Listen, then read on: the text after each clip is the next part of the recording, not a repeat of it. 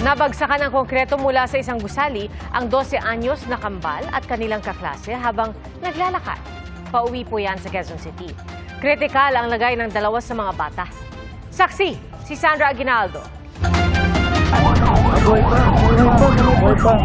Nakahandusay sa kalsada ang dalawang estudyanteng edad 12 matapos mahulugan sila ng konkretong bahagi ng isang gusali bandang 4:39 p.m.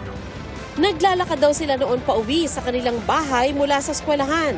Wala silang malay ng dalhin sa ospital. Nakita ko yung may bumagsak na yung debris.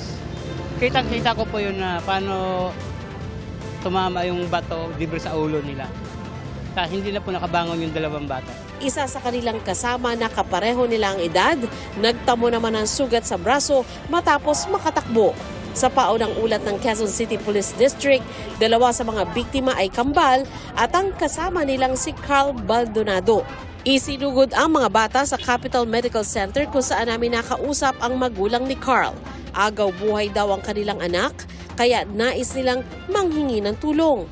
Kailangan ko po sana ng magaling na doktor na makakatulong sa anak ko. Kasi po ayoko po mawalan ng pag-asa kasi humihinga pa siya, umiiyak pa nga siya eh. Gustuin ko man siyang tulong, wala naman ako magawa. Wala na po ako maisip eh. Kagulat ako eh, pumasok lang yung anak ko eh. Hindi ko alam na magkakaganyan siya.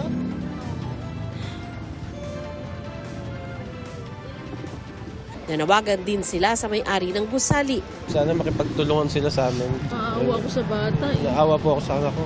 Ang dami pang pangarap nun eh. Napakabata pa, 12 years old pa lang.